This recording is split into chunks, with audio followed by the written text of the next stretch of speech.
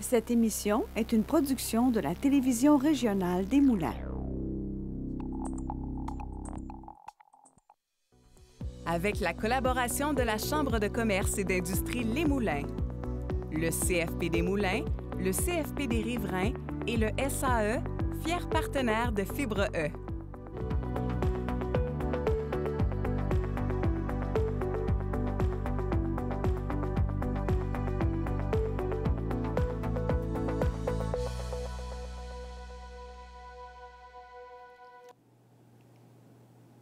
Bienvenue à Fibre E.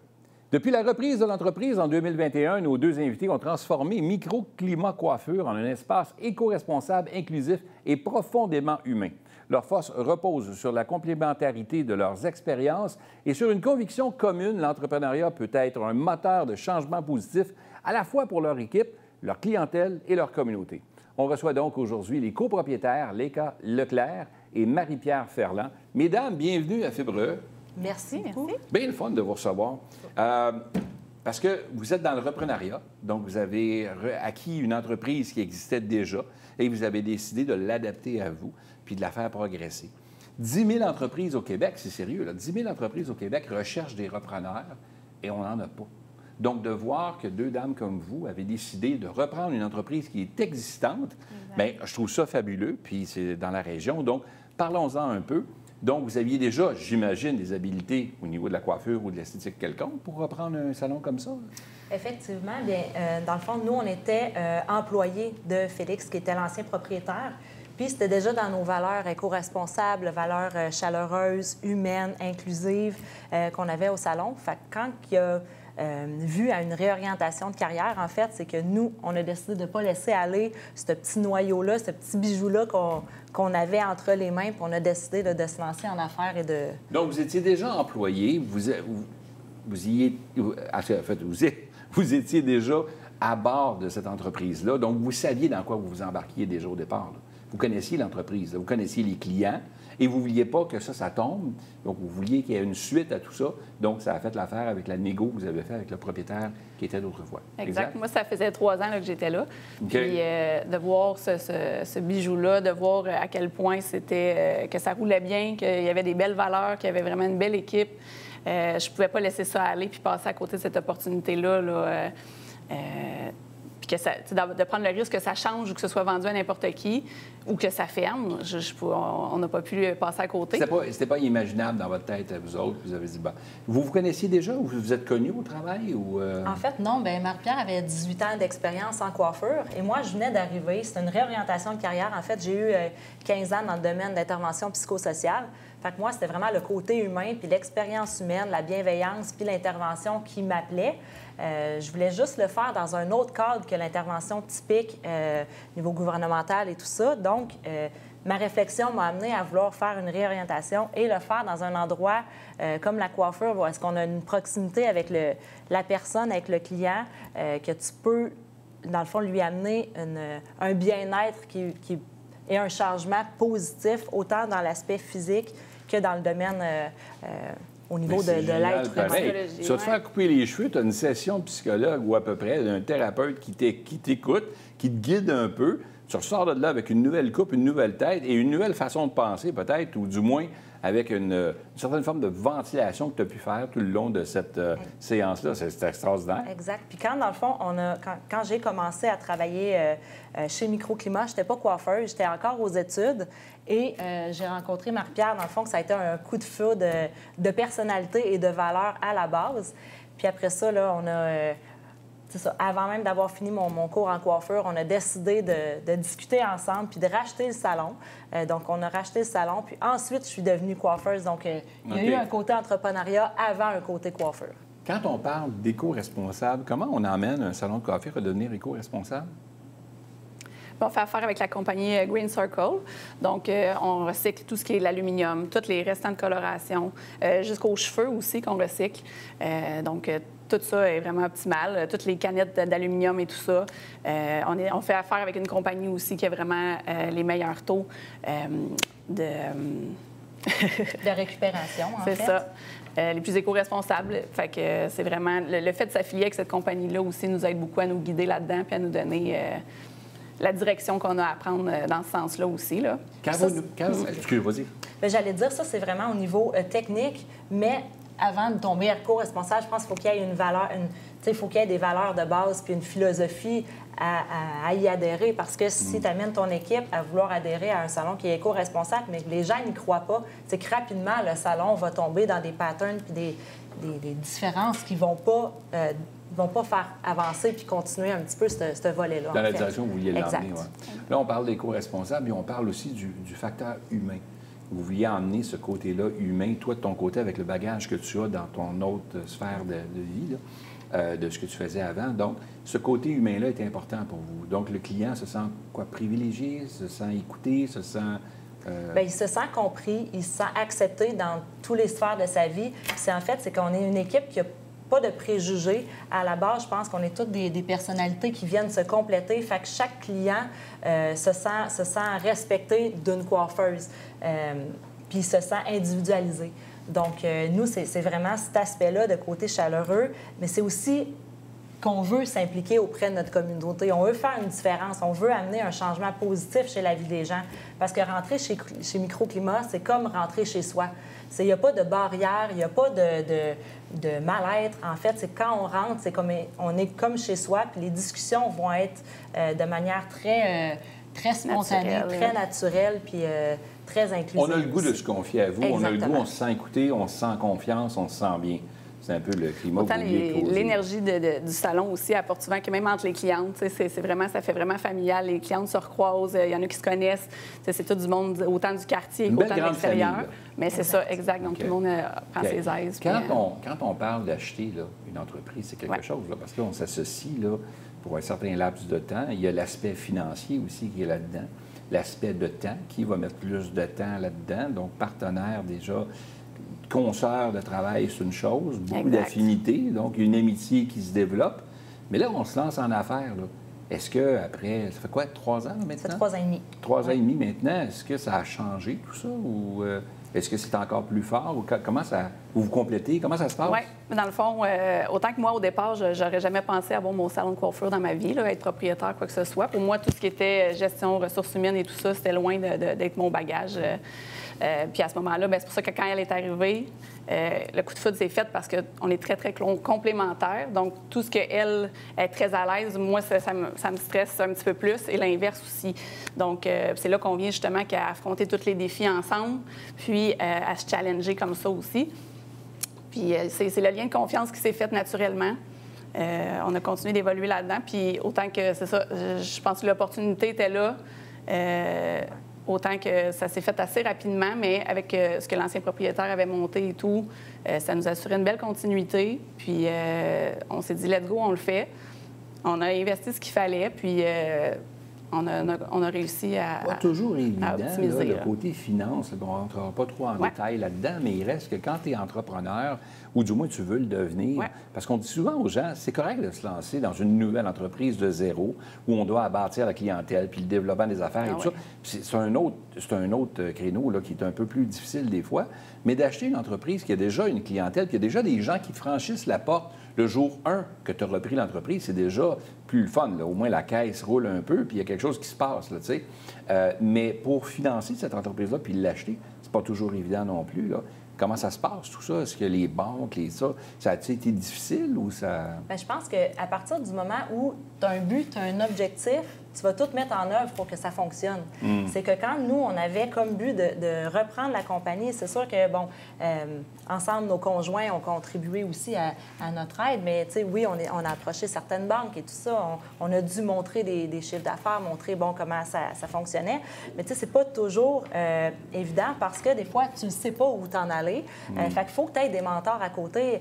Tu sais, il ne faut pas se gêner d'aller questionner les personnes avec lesquelles on a eu sur notre chemin, puis dire, regarde, toi, comment ça a fonctionné? OK, ça, c'était ton parcours, parfait. Nous autres, bien, on va essayer telle chose. Puis c'est là que... Mais tu sais, des fois, c'est pas toujours... par exemple, nous, quand on a racheté, l'ancien propriétaire a quitté la coiffure pas longtemps après. Marie-Pierre a eu un enfant aussi. Fait qu'on a eu quand même nos défis. Mais c'est de dire, malgré ces défis-là, que certaines personnes d'expérience sont parties, bien, comment on fait pour, après ça, continuer puis C'est de se retrousser les manches, d'essayer de dire, bon, ben OK, on va économiser un petit peu plus, l'inventaire va être moins gros, on va regarder nos chiffres, OK, on va couper à certaines places, puis au contraire, on va investir aux bons endroits. Fait que c'est un petit peu... On a eu la chance que l'ancien propriétaire nous a beaucoup accompagnés. Donc, à ce moment-là aussi, pour prendre les bonnes décisions et tout ça. Autant que des bons clients entrepreneurs, des trucs comme ça qui a fait que ça nous a aidés. Donc, dans un reprenariat, dans un planif de reprenariat, d'avoir le propriétaire qui demeure pendant un certain nombre de mois avec vous, vous dites que ça a été un plus pour vous? Ça a été vraiment un gros plus. C'est sûr qu'au départ, nous, on a pris le choix de ne pas annoncer qu'on avait racheté la compagnie.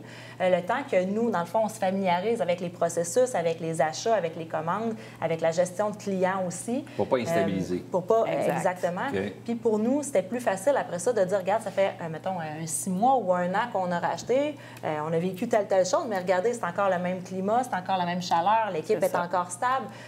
Nous, on a réengagé d'autres personnes à ce moment-là aussi. Fait que c'est sûr que c'est plus... ça l'a favorisé, dans le fond, dans cette réussite-là de rachat. C'est toujours le stress de se dire, est-ce que ça va continuer aussi de bien rouler? Est-ce que ça... Parce que, tu sais, quand les gens se déplacent pour venir, exemple, voir l'ancien propriétaire, mais est-ce que la compagnie va continuer de aussi bien rouler? Est-ce qu'on va avoir autant de nouvelles clientèles? Autant que celle qui va rester aussi. Fait que c'est des grosses questions. Une nouvelle clientèle aussi. Exact, qui aime votre style, puis qui aime votre approche aussi, parce que là, vous ameniez une approche différente, éco-responsable, oui, mais le volet humain aussi est important. Puis les gens vous confient leur tête, là, vous confient un peu ce qu'ils vont avoir l'air par la suite, puis les commentaires qu'ils vont recevoir, là, on dit « Oh, c'est beau tes cheveux » ou « C'est beau », tu sais. Bien, c'est important. C'est ce qui reflète la personne. C'est ça, l'apparence extérieure, fait que ça reflète à l'intérieur. Fait qu'il faut comprendre, c'est un peu comment est la personne pour pouvoir la conseiller. Fait que je pense pour ça aussi, l'écoute et la place est importante dans ce cas-là aussi, là. Quand on fait de l'intervention psychosociale, là, comme tu as fait pendant un certain temps, là tu as quitté ce domaine-là parce que tu voulais, pas nécessairement parce que tu voulais plus en faire, mais tu cherchais un autre endroit pour pouvoir le faire, mais dans un domaine différent? Ou... Exact. Mais en fait, c'est pas que j'en fais plus, c'est que je le fais différemment. Okay. Au début, on a racheté le salon, on a commencé à consolider notre équipe, consolider les clients et tout ça. Et petit à petit, je suis rendue dans la chambre de commerce. On essaie de s'impliquer au niveau de la ville. On essaie de s'impliquer dans les organismes de notre communauté, par exemple avec les MOMS ou même la Hutte.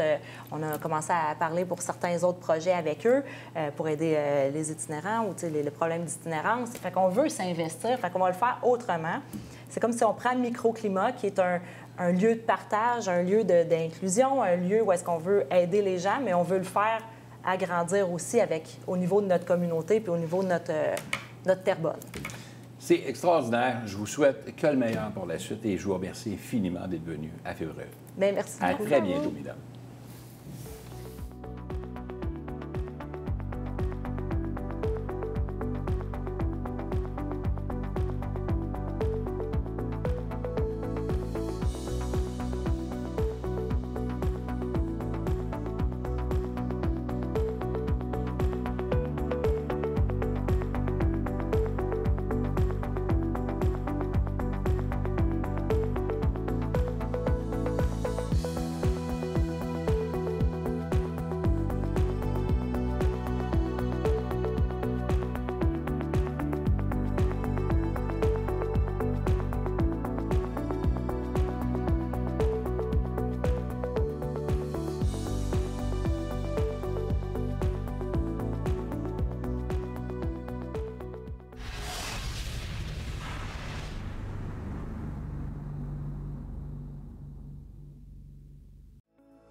Peu importe votre secteur d'activité, peu importe vos besoins, peu importe vos défis, le service aux entreprises des affluents est là pour vous.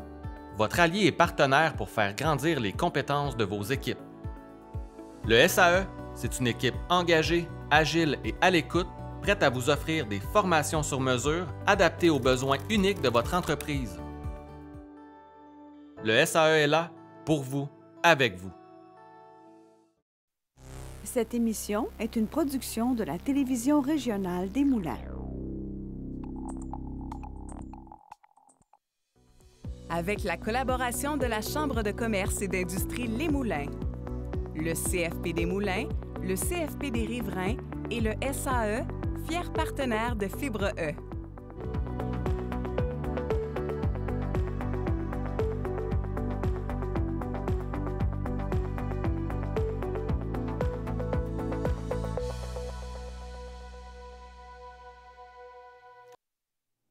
Bienvenue à FIPRE.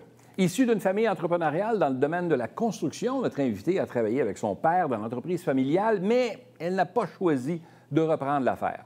Avec un baccalauréat en administration des affaires, spécialisation en gestion du tourisme, elle a plutôt choisi de s'investir et sauter à pieds joints avec son époux dans le rachat d'une entreprise. Myriam Courville, bienvenue à FIPRE.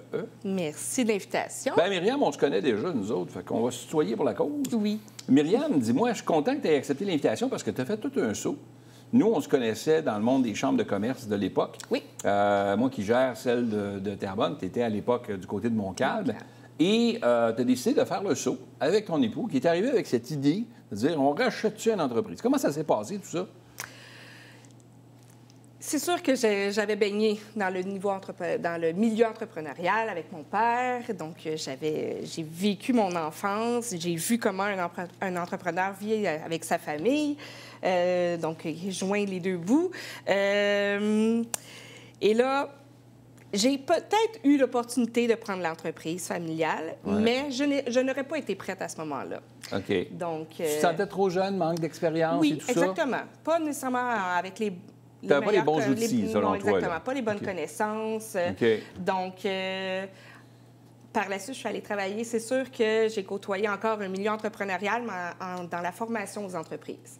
Donc, c'est sûr qu'en étant 8 ans chez Détail Formation, en tant que coordonnatrice, là, j'ai acquis plein de connaissances dans toutes sortes de milieux et par la suite avec la Chambre de commerce.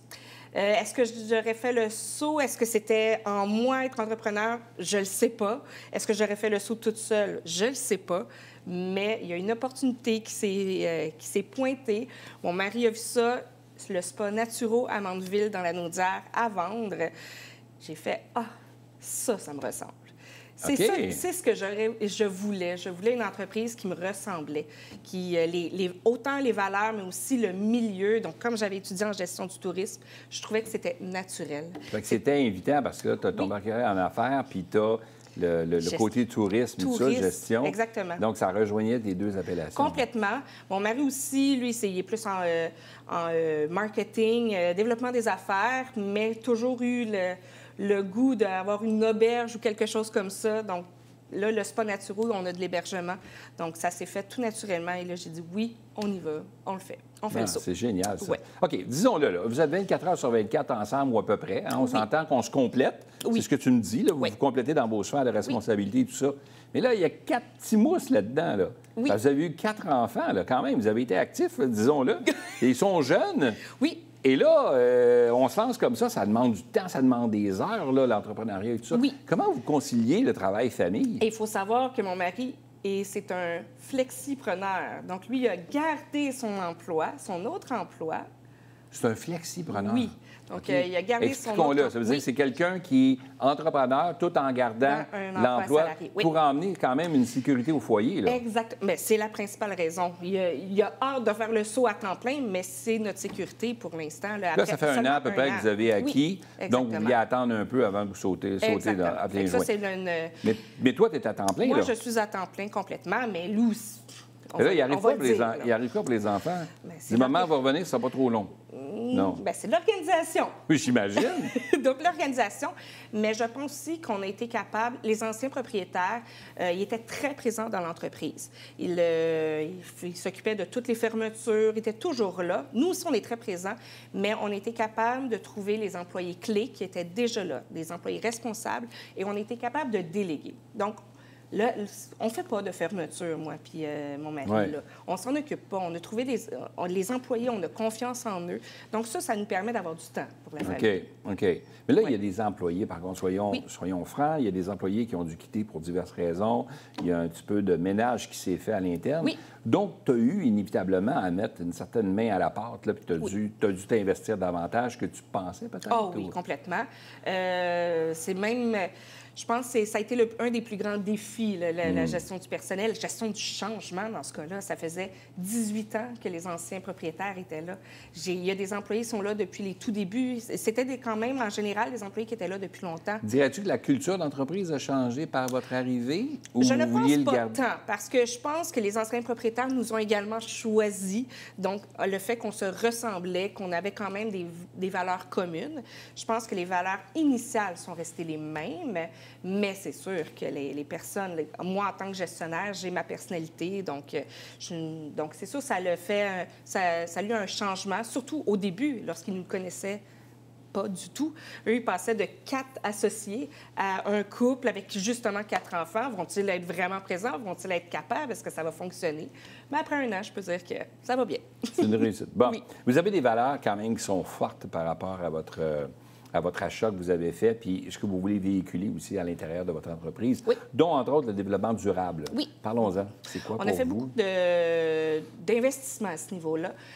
C'est sûr que nous, on a installé des panneaux solaires. Ça, c'est sûr que c'est un des plus gros investissements qu'on a depuis la première année. On sort du spa pour on s'installe sur le panneau solaire? Ou...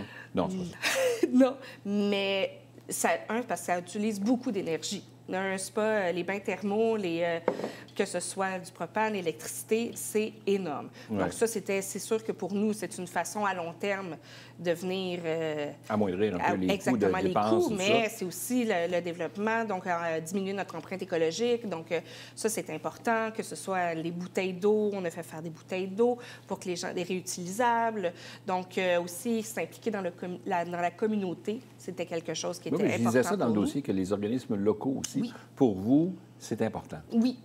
Mais moi, déjà venant d'une chambre de commerce, donc c'est une organisation, un organisme, donc je m'implique déjà je suis déjà devenue administratrice de la chambre de commerce là-bas, dans la chambre de commerce de Brandon. Mais c'est surtout ce qui était un organisme, ils nous demandent des prix, donc nous, on essaie le plus possible de justement redonner à la communauté, de s'impliquer. Okay. C'est important. Donc, ça vous fait voir en même temps, puis c'est important. Donc, pour vous, c'est important, vous autres, comme là, toi, tu sièges comme administratrice à la Chambre de commerce de Brandon. Oui. Donc, pour toi, l'ancrage régional est important pour ta région. Tu veux faire venir des excursionnistes, comment on dit ça? Oui, des gens... Oui, c'est ça, ce mot-là. Des gens qui viennent de l'extérieur, mais qui viennent passer une journée dans la région. Exactement. Qui viennent découvrir la région, puis à quelque part, qui consomment après le spa ou avant, localement, pour faire rouler l'économie locale. On fait des partenariats avec d'autres, des restaurants de la région, un vignoble, donc même nos produits qu'on sert au bistrot, mais c'est important pour nous que c'est l'anneau d'oie, donc c'est vraiment, c'est très important. L'anneau d'hier est important pour nous. Les gens disent des fois, bien, t'es bien chanceuse parce que là, t'as des enfants, t'as 4 enfants, donc t'as une relève assurée pour la suite. C'est faux parce que tu avais cette opportunité-là avec l'entreprise familiale et tu as décidé de prendre un chemin différent parce que ça te rejoignait moins, tu te sentais moins prêt par rapport à ça. Donc, c'est pas une vérité absolue que parce que tu as une relève que ces gens-là vont prendre la relève les enfants vont prendre la relève de l'entreprise. Toutefois, il y a une de tes filles qui... la plus vieille qui a travaillé au spa, non? Elle travaille au spa, à la réception, 15 ans. Donc, c'est ses débuts sur le marché du travail. Mais c'est vrai, là, il y a tellement d'entreprises au Québec qui ont besoin de relève et qui n'en ont pas. Donc, même, par exemple, c'était 2 couples qui avaient le spa Naturo où ils avaient chacun un enfant, mais l'enfant, pas d'intérêt. Donc, c'était une opportunité. Donc, et en plus... il n'y a personne d'autre qui reprend cette entreprise-là, mais elle va mourir. Donc, ça, nous, encore plus, le spa Naturo, c'est un fleuron, donc un spa qui est quand même très reconnu. Donc, on s'était dit, il ne faut pas que ça meure. Donc, c'est des opportunités comme ça. Puis même le reprenariat en général, c'est des entreprises qui fonctionnent bien. Donc, il y a... La pression du début n'est pas nécessairement toujours là en étant un repreneur. Donc, la clientèle est déjà établie, la renommée est établie, mais il y a tout de même une opportunité de mettre sa couleur, sa propre couleur, de faire améliorer l'entreprise. Donc, c'est ça, être repreneur. Puis, en tout cas, pour moi, il y a un héritage familial que vous êtes en train de mettre en place de votre côté à vous. Donc, si vous l'avez pendant un certain nombre d'années, à quelque part, on ne se cachera pas que ça serait un velours de savoir qu'un de vos enfants décide de poursuivre. Hein? On ne se cachera pas, là, je veux dire. Mais Encore là, il n'y a pas de garantie. Si c'est pas là, si c'est pas ça, ça sera autre chose. Mais ils feront ce qu'ils voudront avec leur propre passion. Ma plus vieille travaille, oui, mais ça lui donne un bagage. Juste le fait de voir ses parents impliqués là-dedans et de travailler, c'est juste un bagage pour elle. Qu'est-ce qu'on peut souhaiter à Naturospa pour la suite? De grandir, de continuer de vivre, d'offrir le bien-être à tous ces gens qui viennent nous voir.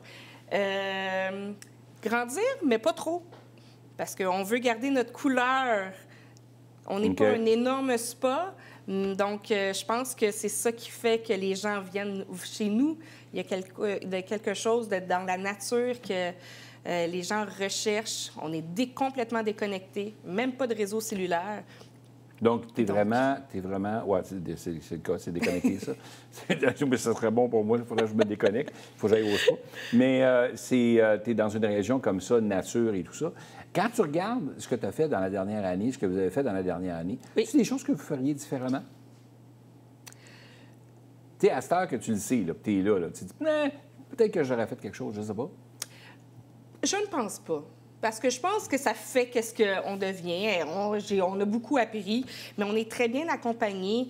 Le fait que je venais justement de la Chambre de commerce, je connaissais beaucoup les acteurs économiques autour. Donc, on s'est entouré de la SADC, de Evol. Donc, je pense que justement, on est bien accompagnés dans tout ça. Il y a des choses qu'on se dit, hey, peut-être qu'on n'aurait pas fait ça comme ça, mais c'est fait. Allons-y, continuons. Les gens qui nous écoutent à la maison puis regardent un peu la fougue, la passion qui t'habite, malgré les 4 enfants, malgré toute la complexité de la vie, puis que vous ayez décidé de faire ce saut-là, quel conseil tu donnerais aux gens qui nous écoutent, mais qui hésitent encore de faire le saut dans l'entrepreneuriat ou même le reprenariat? Oui. Souvent, on pense de partir une entreprise de zéro, mais le reprenariat existe. Donc, de partir, qu'est-ce que tu leur dirais? Mais regardez, ça se fait. On saute à pieds joints, on le vit.